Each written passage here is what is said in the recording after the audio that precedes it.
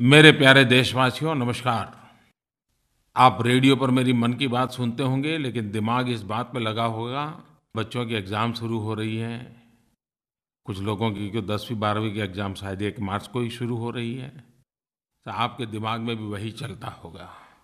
मैं भी आपकी इस यात्रा में आपके साथ शरीक होना चाहता हूँ।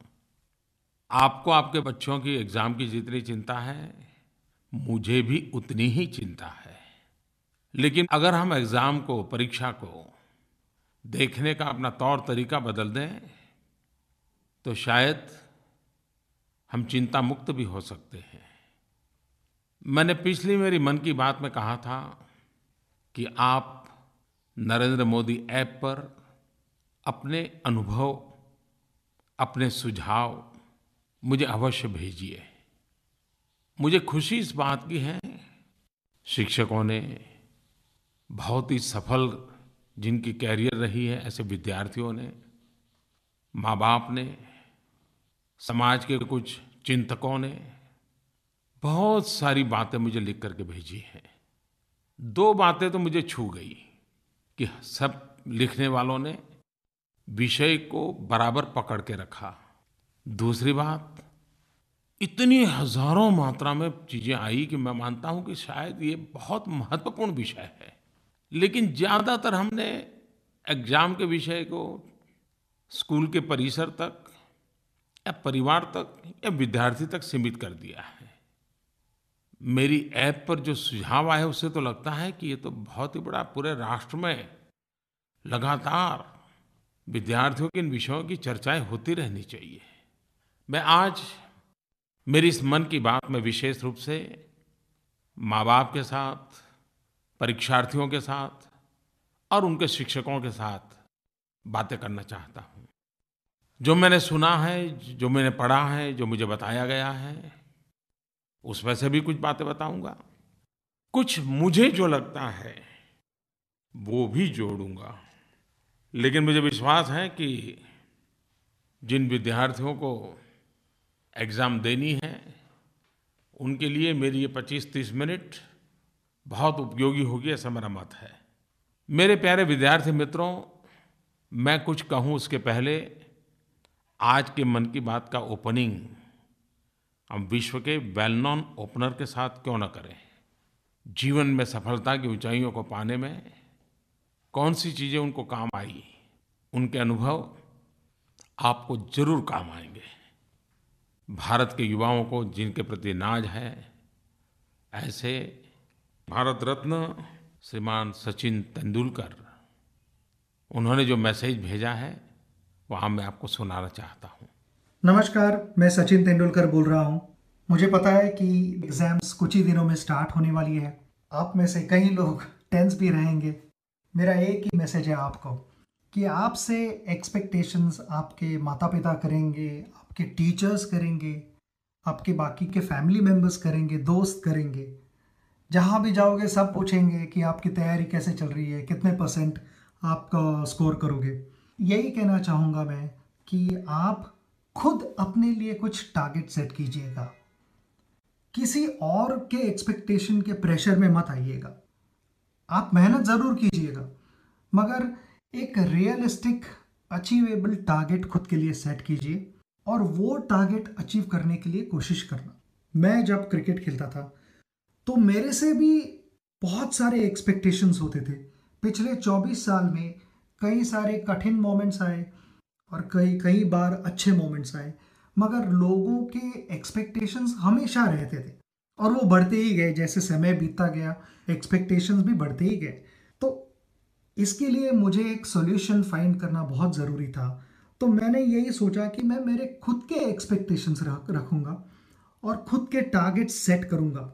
अगर वो मेरे खुद के टारगेट्स मैं सेट कर रहा हूँ और वो अचीव कर पा रहा हूँ तो मैं ज़रूर कुछ ना कुछ अच्छी चीज़ देश के लिए कर पा रहा हूँ। और वो ही टारगेट्स मैं हमेशा अचीव करने की कोशिश करता था। मेरा फोकस रहता था बॉल पे और टारगेट स्लोली स्लोली अचीव होते थे। मैं आपको यही कहूँगा कि आपकी सोच पॉजिटिव होनी बहुत ज़रूरी है।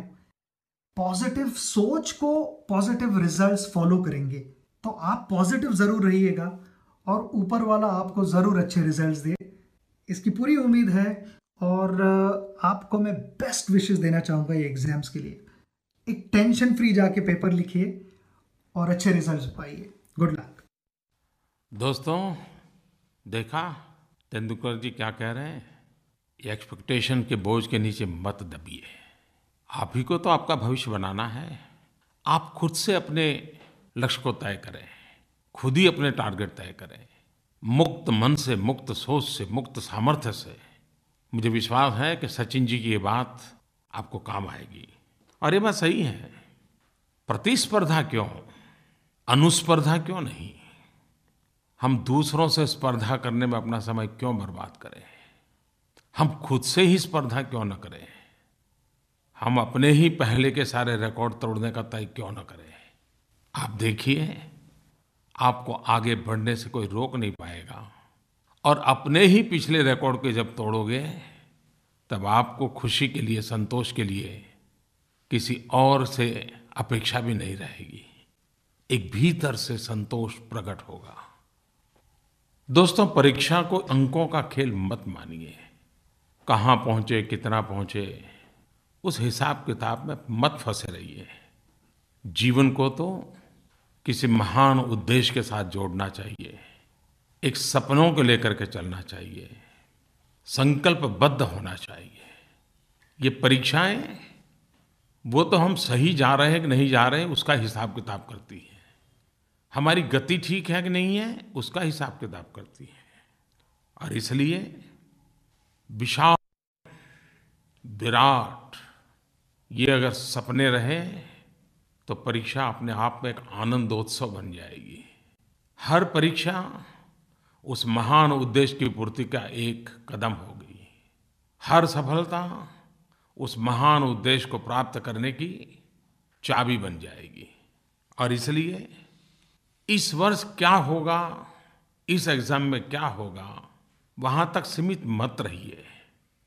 एक बहुत बड़े उद्देश्य को लेकर के चलिए।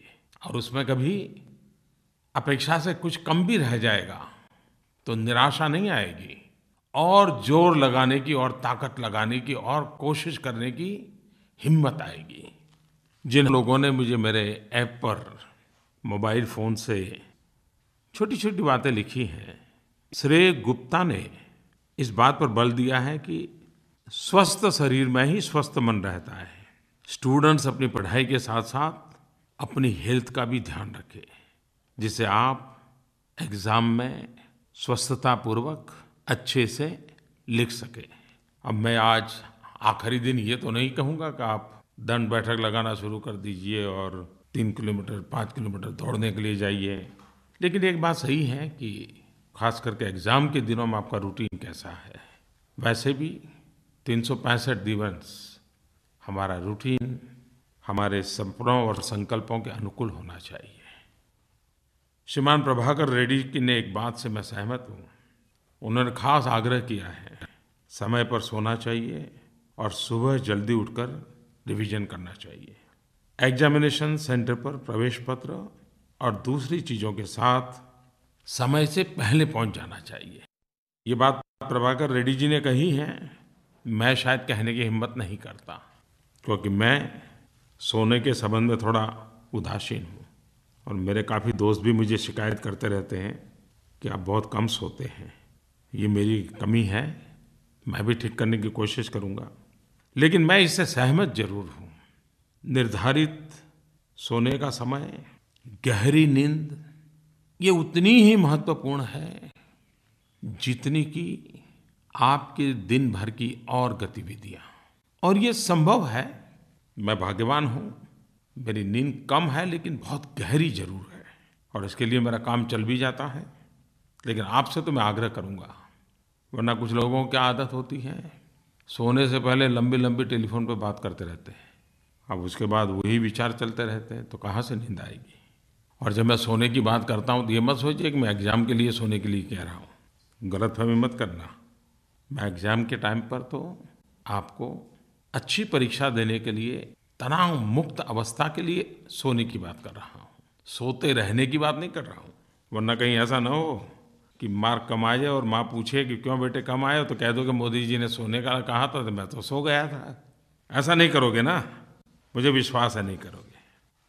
वैसे जीवन में डिसिप्लिन सफलताओं की आधारशिला को मजबूत बनाने का बहुत बड़ा कारण होती है। एक मजबूत फाउंडेशन डिसिप्लिन से आता है।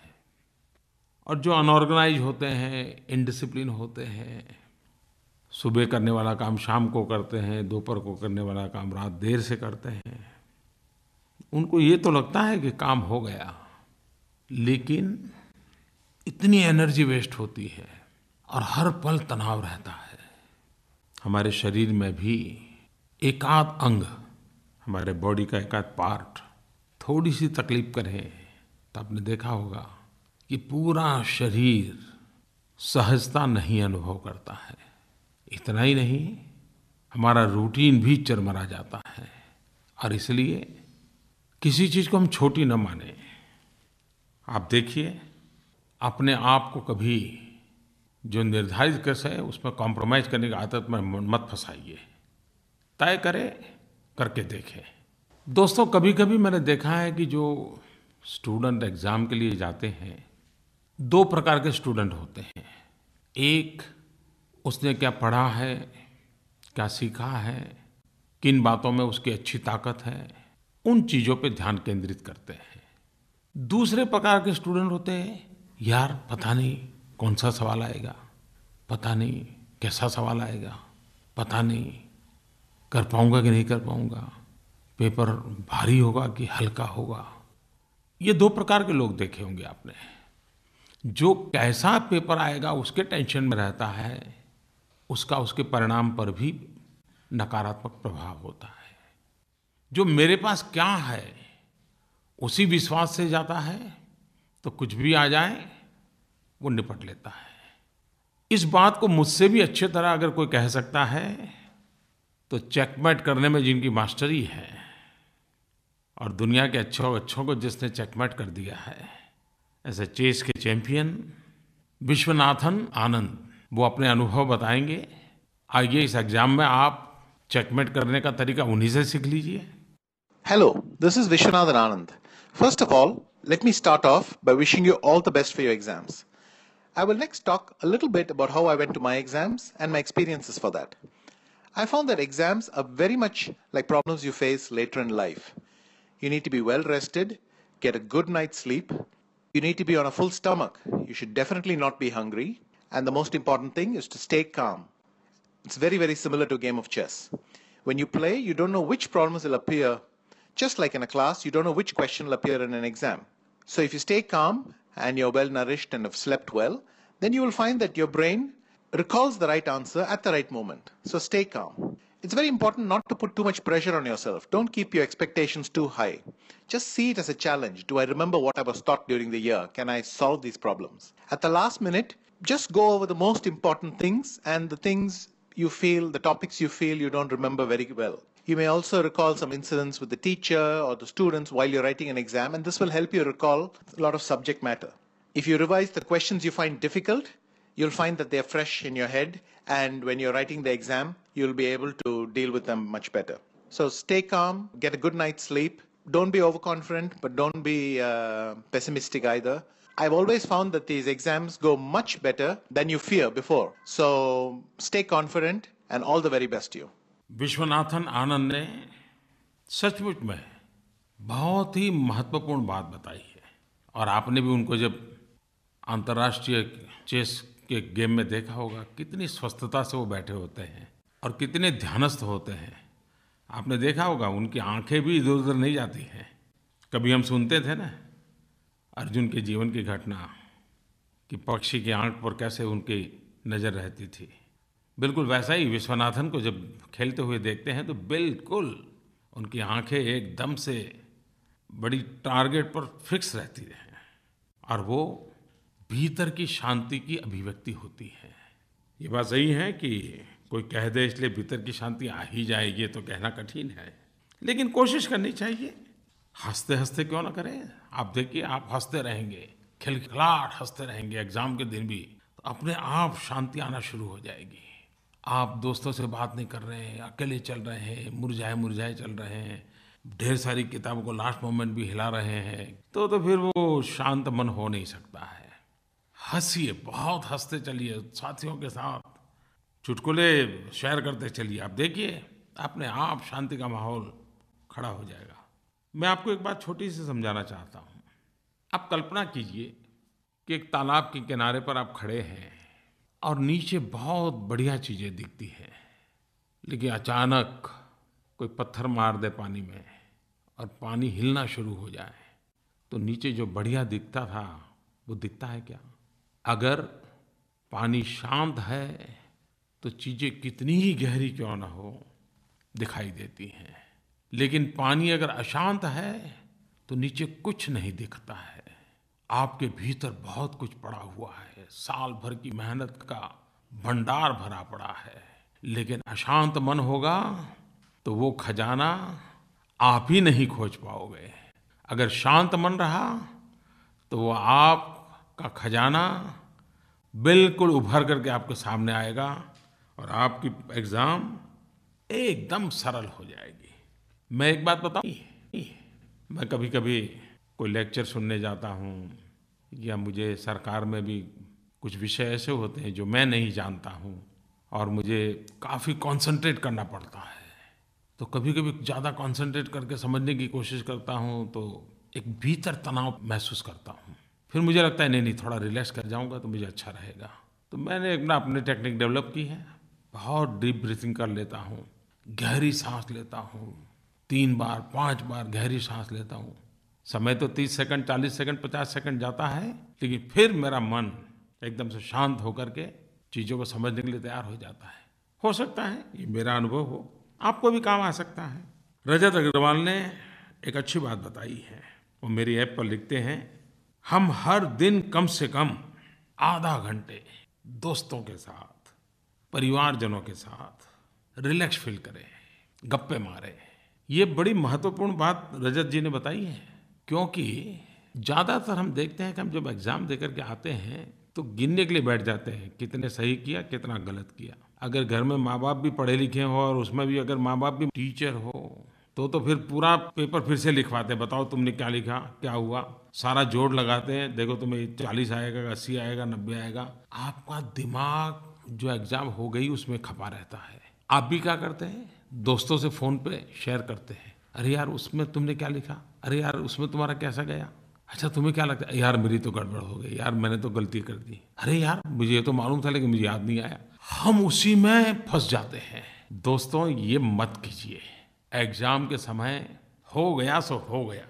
परिवार के साथ और विषयों पर गप्पे मारिए, पुरानी हंसी खुशी की यादें ताज़ा कीजिए। कभी माँ बाप के साथ कहीं गए हो तो वहाँ के दृश्यों को याद करिए, बिल्कुल उससे निकल करके ही आधा घंटा बिताइए। रजत जी की बात सचमुच में समझने जैसी है। दोस्तों मैं क्या आपको शांति की बात बताऊं, आज आपको एग्जाम देने से पहले एक ऐसे व्यक्ति ने आपके लिए संदेश भेजा है। वे मूलतः शिक्षक हैं और आज एक प्रकार से संस्कार शिक्षक बने हुए हैं। रामचरितमानस वर्तमान संदर्भ में उसकी व्याख्या करते करते वो देश और दुनिया में इस संस्कार सरिता को पहुंचाने का प्रयास कर रहे हैं। ऐसे पूज्य मुरारी बापू ने भी विद्यार्थियों के लिए बड़ी महत्वपूर्ण टिप भेजी है और वे तो शिक्षक भी हैं, चिंतक भी हैं और इसलिए उनकी बातों में दोनों का मेल है। मैं मुरारी बापू बोल रहा हूँ। मैं विद्यार्थी भाई बहनों को यही कहना चाहता हूँ कि परीक्षा के समय में मन पर कोई भी बोझ रखे बिना और बुद्धि का एक स्पष्ट निर्णय करके और चित्त को एकाग्र करके आप परीक्षा में बैठिए और जो स्थिति आए उसका स्वीकार कर लीजिए। मेरा अनुभव है कि परिस्थिति को स्वीकार करने से बहुत हम प्रसन्न रह सकते हैं और खुश रह सकते हैं। आपकी परीक्षा में आप निर्भर और प्रसन्न चित्त से आगे बढ़ें तो जरूर सफलता मिलेगी, और यदि सफलता न भी मिली तो भी फेल होने का ग्लानि नहीं होगी और सफल होने का गर्व नहीं होगा। एक शेर कहकर मैं मेरा संदेश और शुभकामना देता हूँ कि लाजिम नहीं कि हर कोई हो कामयाब ही, जीना भी सीखिए नाकामियों के साथ। हमारे आदरणीय प्रधानमंत्री का ये जो मन की बात का कार्यक्रम है उसको मैं बहुत आवकार देता हूँ। सबके लिए मेरी बहुत बहुत शुभकामना। धन्यवाद। पूज्य मुरारी बापू का मैं भी आभारी हूँ कि उन्होंने बहुत अच्छा संदेश हम सबको दिया।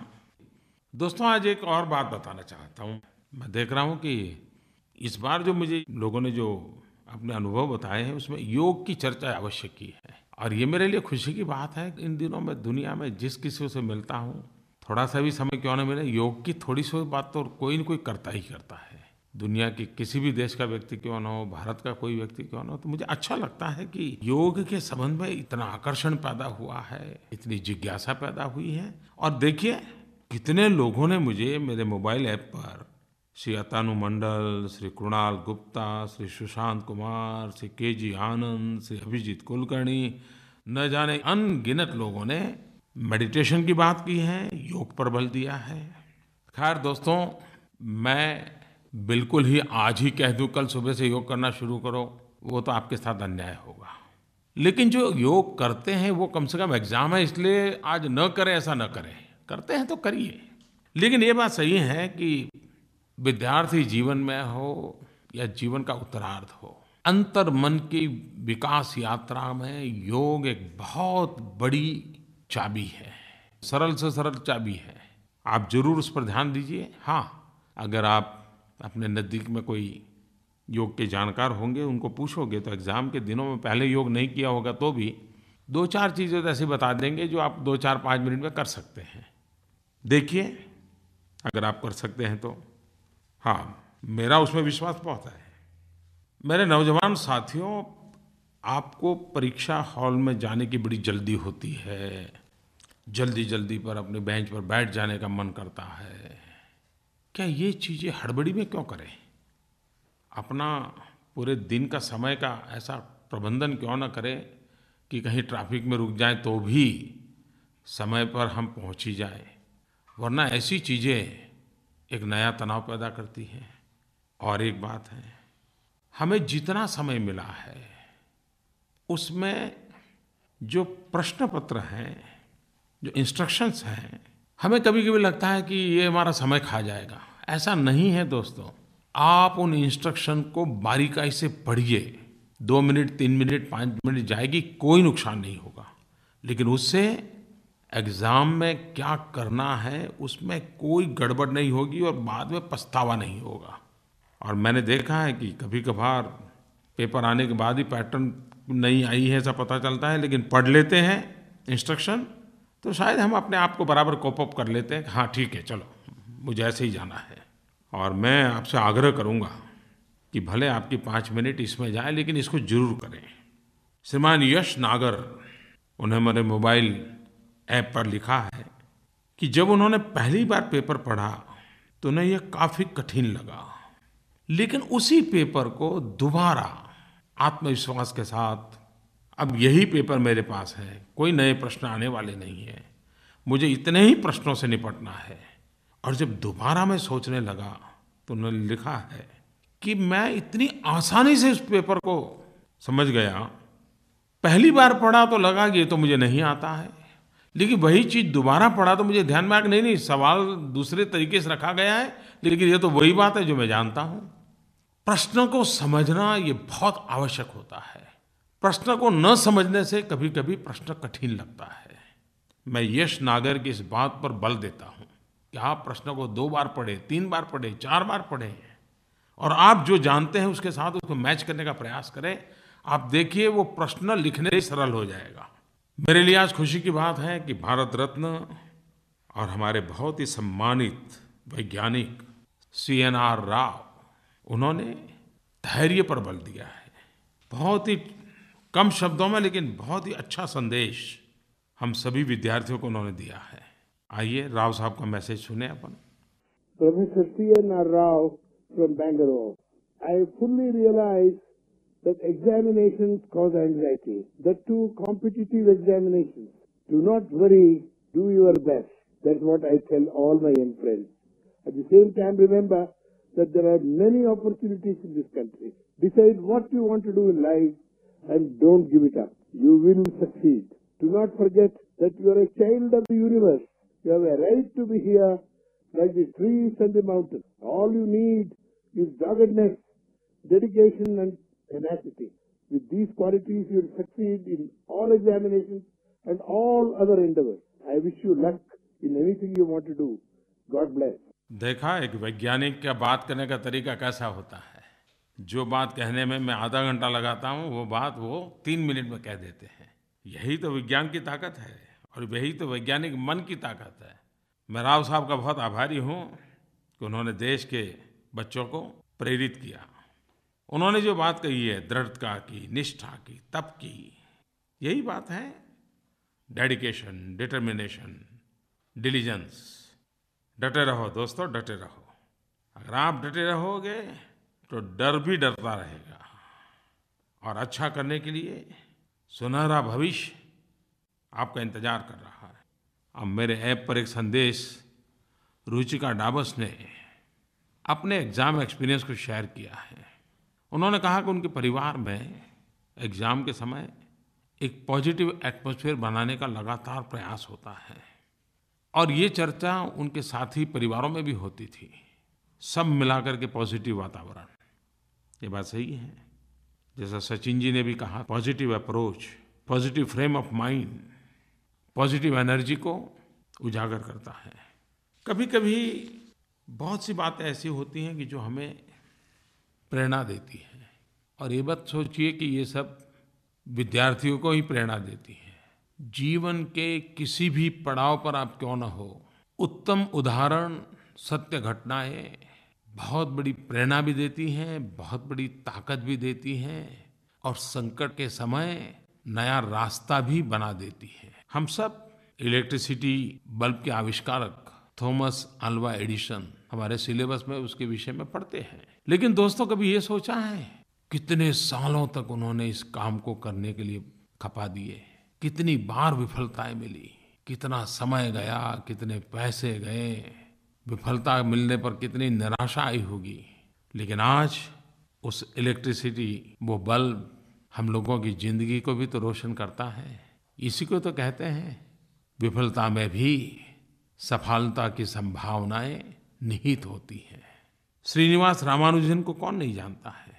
आधुनिक काल के महानतम गणित विचारकों में से एक नाम, इंडियन मैथमेटिशियन। आपको पता होगा उनका फॉर्मल कोई एजुकेशन मैथमेटिक्स में नहीं हुआ था, कोई विशेष प्रशिक्षण भी नहीं हुआ था, लेकिन उन्होंने मैथमेटिकल एनालिसिस, नंबर थियरी जैसे विभिन्न क्षेत्रों में गहन योगदान किया। अत्यंत कष्ट भरा जीवन, दुख भरा जीवन, उसके बावजूद भी वो दुनिया को बहुत कुछ दे करके गए। जेके रोलिंग एक बेहतरीन उदाहरण है कि कभी भी किसी को भी मिल सकती है। हैरी पॉटर सीरीज आज दुनिया भर में लोकप्रिय है, लेकिन शुरू से ऐसा नहीं था। कितनी समस्याएं उनको झेलनी पड़ी थी, कितनी विफलताएं आई थी। रोलिंग ने खुद कहा था कि मुश्किलों में वो सारी ऊर्जा उस काम में लगाती थी जो वाकई उनके लिए मायने रखता था। एग्ज़ाम आजकल सिर्फ विद्यार्थी की नहीं, पूरे परिवार की और पूरी स्कूल की, टीचर की, सबकी हो जाती है। लेकिन पेरेंट्स और टीचर्स के सपोर्ट सिस्टम के बिना अकेला विद्यार्थी स्थिति अच्छी नहीं है। टीचर हो, पेरेंट्स हो, इवन सीनियर स्टूडेंट्स हो, ये सब मिलाकर के हम एक टीम बन के, यूनिट बन के, समान सोच के साथ योजनाबद्ध तरीके से आगे बढ़ें तो परीक्षा सरल हो जाती है। श्रीमान केशव वैष्णव ने मुझे ऐप पर लिखा है, उन्होंने शिकायत की है कि पेरेंट्स ने अपने बच्चों पर अधिक मार्क्स मारने के लिए कभी भी दबाव नहीं बनाना चाहिए, सिर्फ तैयारी करने के लिए प्रोत्साहित करना चाहिए। वो रिलैक्स रहे, इसकी चिंता करनी चाहिए। विजय जिंगल लिखते हैं, बच्चों पर उनसे अपनी उम्मीदों का बोझ न डालें, जितना हो सके उनका हौसला बढ़ाएं, विश्वास बनाए रखने में सहायता करें। ये बात सही है। मैं आज पेरेंट्स को अधिक कहना नहीं चाहता हूँ, कृपा करके दबाव मत बनाइए। अगर वो अपने किसी दोस्त से बात कर रहा है तो रोकिए मत, एक हल्का फुल्का वातावरण बनाइए, सकारात्मक वातावरण बनाइए। देखिए आपका बेटा हो या बेटी, कितना कॉन्फिडेंस आ जाएगा, आपको भी वो कॉन्फिडेंस नजर आएगा। दोस्तों एक बात निश्चित है, खास करके मैं युवा मित्रों से कहना चाहता हूँ, हम लोगों का जीवन हमारी पुरानी पीढ़ियों से बहुत बदल चुका है।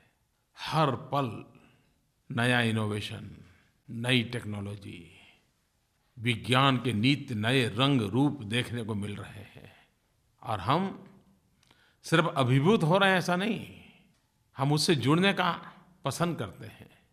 हम भी विज्ञान की रफ्तार से आगे बढ़ना चाहते हैं। मैं ये बात इसलिए कर रहा हूँ दोस्तों कि आज नेशनल साइंस डे है। नेशनल साइंस डे, देश का विज्ञान महोत्सव, हर वर्ष 28 फरवरी हम इस रूप में मनाते हैं। 28 फरवरी 1928 सर सीवी रमन ने अपनी खोज रमन इफेक्ट की घोषणा की थी। यही तो खोज थी जिसने उनको नोबेल पुरस्कार प्राप्त हुआ। और इसलिए देश 28 फरवरी को नेशनल साइंस डे के रूप में मनाता है। जिज्ञासा विज्ञान की जननी है। हर मन में वैज्ञानिक सोच हो, विज्ञान के प्रति आकर्षण हो, और हर पीढ़ी को इनोवेशन पे बल देना होता है। और विज्ञान और टेक्नोलॉजी के बिना इनोवेशन संभव नहीं होते। आज नेशनल साइंस डे पर मैं देश में इनोवेशन पर बल मिले, ज्ञान, विज्ञान, टेक्नोलॉजी, ये सारी बातें हमारे विकास यात्रा के सहज हिस्से बनने चाहिए। और इस बार नेशनल साइंस डे का थीम है make in India, science and technology driven innovations. Sir CV Raman को मैं नमन, और आप सबको विज्ञान के प्रति रुचि बढ़ाने के लिए आग्रह कर रहा हूँ। दोस्तों, कभी-कभी सफलताएं बहुत देर से मिलती हैं, और सफलता जब मिलती है तब दुनिया को देखने का नज़रिया भी बदल जाता है। आप एग्ज़ाम में शायद बहुत बिजी रहे होंगे, तो शायद हो सकता है बहुत सी खबरें आपके मन में रजिस्टर न हुई हो। लेकिन मैं देशवासियों को भी इस बात को दोहराना चाहता हूँ। आपने पिछले दिनों में सुना होगा कि विज्ञान के विश्व में एक बहुत बड़ी और महत्वपूर्ण खोज हुई है। विश्व के वैज्ञानिकों ने परिश्रम किया, पीढ़ियां आती गई, कुछ न कुछ करती गई, और करीब-करीब 100 साल के बाद एक सफलता हाथ लगी। ग्रेविटेशनल वेव हमारे वैज्ञानिकों के पुरुषार्थ से उसे उजागर किया गया, डिटेक्ट किया गया। यह विज्ञान की बहुत दूरगामी सफलता है। यह खोज न केवल पिछली सदी के हमारे महान वैज्ञानिक आइंस्टाइन की थ्योरी को प्रमाणित करती है, बल्कि फिजिक्स के लिए महान डिस्कवरी मानी जाती है। ये पूरी मानव जात को, पूरे विश्व के काम आने वाली बात है। लेकिन एक भारतीय के नाते हम सबको एक बात की खुशी है, इस सारी खोज की प्रक्रिया में हमारे देश के सपूत, हमारे देश के होनहार वैज्ञानिक भी उससे जुड़े हुए थे। उनका भी योगदान है। मैं उन सभी वैज्ञानिकों को आज हृदय से बधाई देना चाहता हूँ, अभिनंदन करना चाहता हूँ। भविष्य में भी इस खोज को आगे बढ़ाने में हमारे वैज्ञानिक प्रयासरत रहेंगे। अंतर्राष्ट्रीय प्रयासों में भारत भी हिस्सेदार बनेगा। और मेरे देशवासियों, पिछले दिनों हमने एक महत्वपूर्ण निर्णय किया है। इसी खोज में और अधिक सफलता पाने के लिए laser interferometer gravitational wave observatory, short में उसको कहते हैं LIGO, लिगो, भारत में खोलने का सरकार ने निर्णय लिया है। दुनिया में 2 स्थान पर इस प्रकार की व्यवस्था है, भारत तीसरा है।